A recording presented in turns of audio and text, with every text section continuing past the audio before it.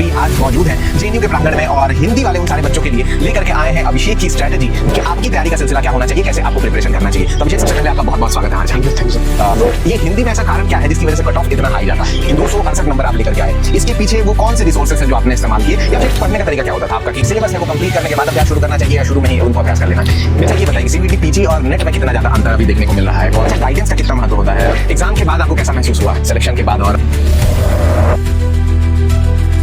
नमस्कार साथियों, स्वागत है आप सभी लोगों का द हिस्टोरिका के इस ऑनलाइन लर्निंग प्लेटफॉर्म में। हम सभी आज मौजूद हैं जेएनयू के प्रांगण में और हिंदी वाले उन सारे बच्चों के लिए लेकर के आए हैं अभिषेक की स्ट्रैटेजी, जो कि इन्होंने अपने प्रिपरेशन के दौरान इस्तेमाल किया था। तो जाहिर सी बात है, जब कोई बच्चा अपने तरीके से पढ़ने की कोशिश करता है, अपने तरीके से उन समस्याओं से जूझता है जो उसको जूझना चाहिए, तो वो उसकी जो सलाह होते हैं वो बहुत जेन्युइन होते हैं। तो अभिषेक आई थिंक कि उसी तरह बातचीत में आपको बताएंगे कि आपकी तैयारी का सिलसिला क्या होना चाहिए, कैसे आपको प्रिपरेशन करना चाहिए। तो अभिषेक, सबसे पहले आपका बहुत बहुत स्वागत है हमारे channel. Thank you sir. Abhishek, एक छोटा सा परिचय जो है वो आप हमारे दर्शकों को दे दीजिए। आपका नाम, आप कहाँ से हैं, यूजी कहाँ से हुआ और कितने मार्क्स आपने हिंदी में अचीव किया, जेएनयू में सिलेक्शन लिया?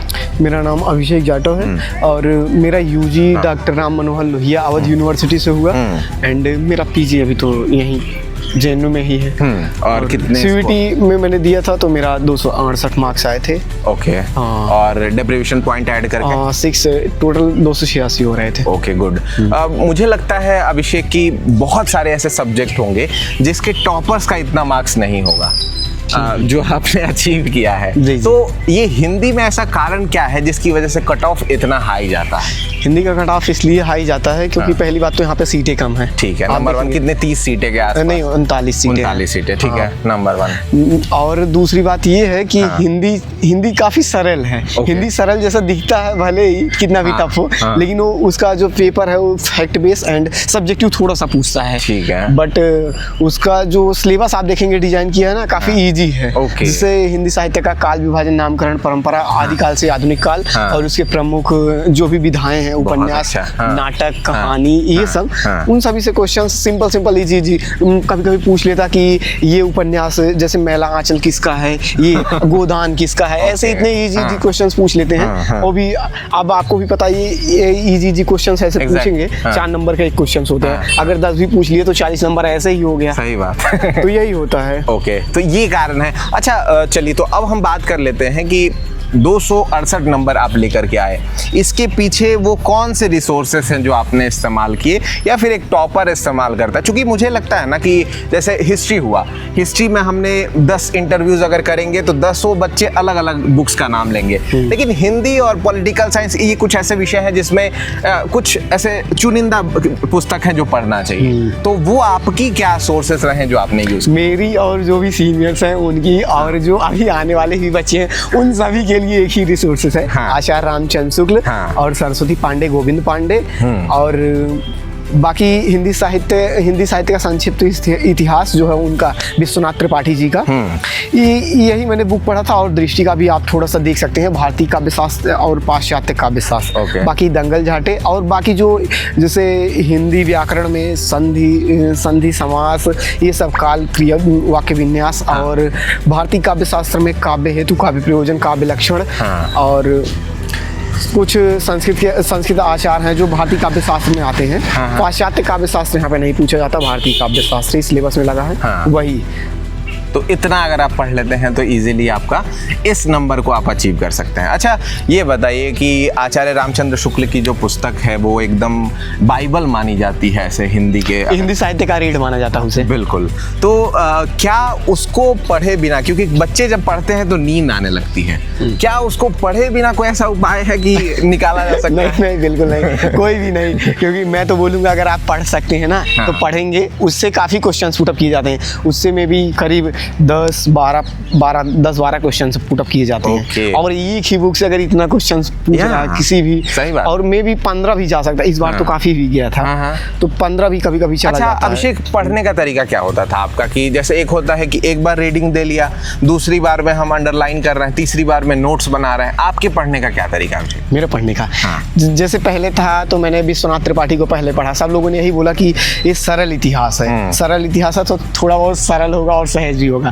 तो मैंने सोचा कि हाँ सरल है तो थोड़ा सरल दिखता भी है, और देखा कि हाँ इसके जो लैंग्वेज है वो जटिल भाषा में नहीं है बल्कि सरल ही है। और उसको पढ़ते पढ़ते धीरे धीरे, हालांकि एक बैग तो कोई भी स्टार्ट नहीं कर पाएगा, मैंने भी पहले दिन पढ़ा 1-2 पेज 3 पेज, धीरे धीरे धीरे धीरे मतलब एनर्जी बढ़ती गई, और 4 पेज 5 पेज 10 पेज 15 पेज, और उसको 3-4 दिन जाते जाते समाप्त हो गया। 176 या ऐसे 200 लगभग पेज के आसपास हैं। तो मैंने उसको पढ़ा, फिर उसके बाद देखा एक बार और पढ़ा तो काफ़ी इजी लगा। फिर उसके बाद मैंने सोचा, और सीनियर्स जो मेरे थे भैया वो सब बोले कि जिन BHU के काफ़ी मेरे दोस्त हैं और भी मतलब इधर उधर के, प्लस यूट्यूब का भी मैंने सहारा लिया, और आप लोग का चैनल पे भी देखा था, तो वही सब लोग बोले कि भाई यही रिकमेंड कर, यही आप लोग बुक रिकमेंड किए, तो वही हम लोगों ने भी पढ़ा। और फिर एक बात ये भी है कि जब सरल इतिहास पढ़ने के बाद आप मेरे ख्याल से शुक्ल जी को उठाना उचित रहेगा। और शुक्ल जी को पहले तो एक कहानी की तरह पढ़ें, क्योंकि अगर आप उसको इतिहास की तरह पढ़ेंगे तो नहीं समझ पाएंगे, पहले उसको कहानी की तरह पढ़िए। कहानी की तरह। अच्छा, एक एक लाइन मतलब एनालाइज नहीं करना है, एक बार में एक चैप्टर पढ़ा और उसको थोड़ा सा समझने का जैसे कहीं पे रचनाएं या जो प्रमुख रचनाएं हैं उसके उदाहरण कुछ दिए, कथन या कोटेशन जो भी दे रहे हैं तो उसको जरूर अंडरलाइन कर दें उसी समय। बहुत बढ़िया। हाँ ठीक है। और कुछ प्रमुख लेखक हैं जैसे हजारी प्रसाद द्विवेदी जी और प्रेमचंद जी, जयशंकर प्रसाद और महादेवी वर्मा जी, भारतेंदु हरिश्चंद्र, और काफ़ी ऐसे और भी प्रसिद्ध लेखक हैं जिनकी रचनाएं जब पूछती हैं तो उसको आप नोट डाउन कर सकते हैं उस समय भी। ठीक है।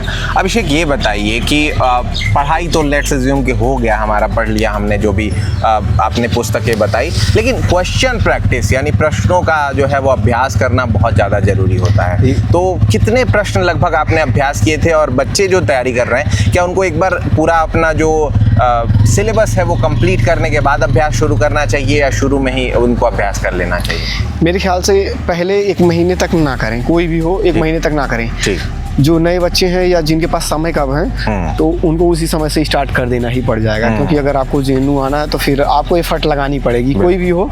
और मैंने एक बात छोड़ दिया, सरस्वती पांडे, गोविंद पांडे, मेरे ख्याल से वो पैसिफिक बुक है, उसको आपको जरूर पढ़ना चाहिए, क्योंकि मैं तो उसको एकदम चाट डाला था, उसको 20-30 बार नहीं बल्कि 50 बार उसको रट दिया था। और मेरे अंदर एक थी, उससे काफ़ी जुड़ाव हो चुका था सरस्वती पांडे, गोविंद पांडे से, कि मैं जब सामने सोता और सुबह जब सो के उठता उसको रिवाइज कर देता, एक न एक एक खंड, तो एक सेगमेंट मैं तैयार कर देता, आदिकाल, भक्तिकाल या रीतिकाल, बस इतने ऐसे। और आधुनिक काल काफ़ी बड़ा पोर्शन था, तो पहले मैंने आधुनिक काल, फिर एक दिन ऐसे उपन्यास, नाटक और ऐसे कहानी, ये सब तैयार करता एक दिन, क्योंकि आधुनिक काल काफ़ी बड़ा पोर्शन है और उसको तैयार करने में आपको थोड़ा सा ऑकवर्ड भी लगेगा। बिल्कुल। तो एक दिन में ना तैयार करें, कोई भी हो। हाँ।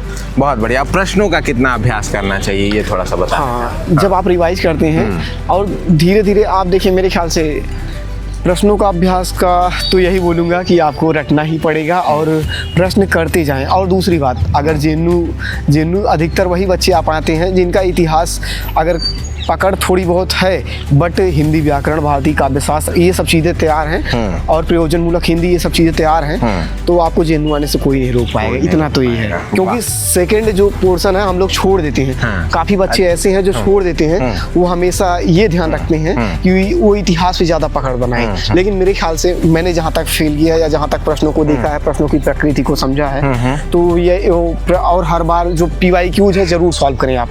PYQs बिल्कुल ही सॉल्व करना पड़ेगा आपको। अगर आप सोच रहे हैं JNU जैसे यूनिवर्सिटी या ड्रीम यूनिवर्सिटी, BHU का सपना देख रहे हैं, तो उसको आप PYQ जरूर देखें। बहुत अच्छा। ये बताइए कि CVT, PG और नेट में कितना ज़्यादा अंतर अभी देखने को मिल रहा है? कौन सा इसके लिए पैटर्न में कितना डिफरेंस है, या जो बच्चे अभी PG कर रहे होंगे उनको किस तरह से प्रिपरेशन करना चाहिए, या किस तरह से आपने सोचा है कि प्रिपेयर करेंगे आप? हाँ, ये सही, आपका अच्छा क्वेश्चन है। हाँ। पहली बात तो ये है, आप जब CVT की तैयारी कर रहे हैं, मेरे ख्याल से CVT और प्लस जो नेट JRF का पोर्शन है, नेट JRF में फैक्ट देखेंगे आप 40% पूछते हैं, ठीक है, और CVT में पूरा 100% फैक्ट और प्लस सब्जेक्टिव भी 2-3% या 5% को छोड़ दें, ठीक है। हाँ, तो ये रहता है, जैसे यानी कि CVT में 95% फैक्ट का क्वेश्चन और जो है नेट JRF में 40% फैक्ट क्वेश्चंस रहता है, सब्जेक्टिव, बाकी सब सब्जेक्टिव, टेक्स्ट पढ़ना रहता है। बिल्कुल टेक्स्ट पढ़ना रहता है।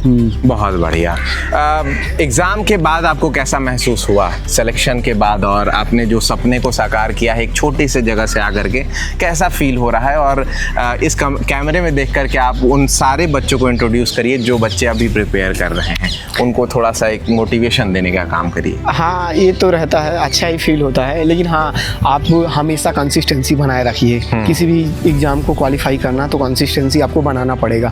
उसके लिए मजबूत थोड़ा आप अपने ऊपर ट्रस्ट करें। कभी कभी होता हम पढ़ते पढ़ते थक जाते हैं, ऊब जाते हैं, पढ़ने का मन नहीं करता, तो मैं तो अपने दोस्तों के साथ टहलता था, घूमता था इधर उधर, या कभी कभी घर वालों से बात कर लेना और फिर लोगों से मिलना, एक दूसरे से इंटरेक्ट करना मुझे पसंद था। तो मैं जब कभी बोर हो जाता तो रूम छोड़ देता और फिर निकल जाता।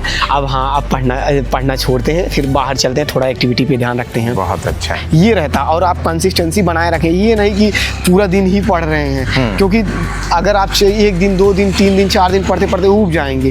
आपको अगर कंसिस्टेंसी बनाना, थोड़ा बहुत बाहर भी देखें। बहुत अच्छा। आप मेरे ख्याल से 5 घंटे 6 घंटे 4 घंटे 5 घंटे इनफ है, आप निकाल के दे सकते हैं। अगर 3 महीने 4 महीने 2 महीने हैं आराम से, अगर 2-3 महीने हैं, 2 महीने 1 महीने हैं, तो आपको टाइम बढ़ाना पड़ेगा। 10 घंटे 11 घंटे 12 भी हो सकते हैं। बिल्कुल। अच्छा, गाइडेंस का कितना महत्व होता है अभिषेक?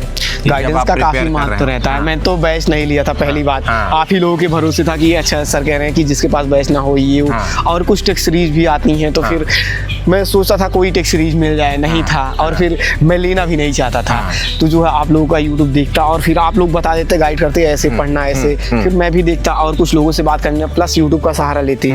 गाइडेंस का काफी अच्छा रोल रहता है मेरे ख्याल से। मैं तो बैच नहीं ले पाया था। अगर जो लोग लेना चाहते हैं जरूर ले लें, क्योंकि क्या होता है ना, हम बिना गाइडेंस के अगर चलते हैं, ये होता है कि अगर हम रास्ते नहीं देखे हैं, रास्ते पे चले जाते हैं, तो मंजिल का पता नहीं चलता। बहुत अच्छा। है ना। और अगर एक गाइडेंस रहता है, पता लगता है अच्छा हम यहाँ एक स्टेप आगे बढ़ चुके हैं, एक स्टेप आगे बढ़ चुके हैं, ये रहता है। बहुत बढ़िया। और हमेशा धैर्य रखें, मेरे ख्याल से कंसिस्टेंसी जरूर बनाए रखें। मैं तो कंसिस्टेंसी एकदम बिल्कुल बनाया था, और कभी ना पढ़ने का मन करे तो भी मैं पढ़ता ही था। बिल्कुल। और मोबाइल से थोड़ा थैंक यू, मोबाइल से थोड़ा दूरी बनाए रखें जब तक तैयारी कर रहे हैं, कोई भी हो। बिल्कुल बिल्कुल। आई थिंक कि मुझे लगता है कि आपने वो सारी चीज़ें कवर कर दी हैं आज के इस इंटरव्यू में, जो एक बच्चे को जो प्रिपेयर कर रहा होगा उसके लिए ज़रूरी होंगी। जरूर। तो अभिषेक, आपका तहे दिल से बहुत बहुत शुक्रिया इस इंटरव्यू के लिए, और मैं ऐसा पक्का भरोसा कर रहा हूँ कि अगले साल ये जो बच्चे देख रहे हैं वो JNU में आएंगे और आपसे कहेंगे कि अभिषेक भैया आपका इंटरव्यू हमने देखा था और बहुत ही अच्छे तरीके से आपने बताया। हाँ, मैंने भी कुछ लोगों का देखा था, ऐसा ही हुआ था।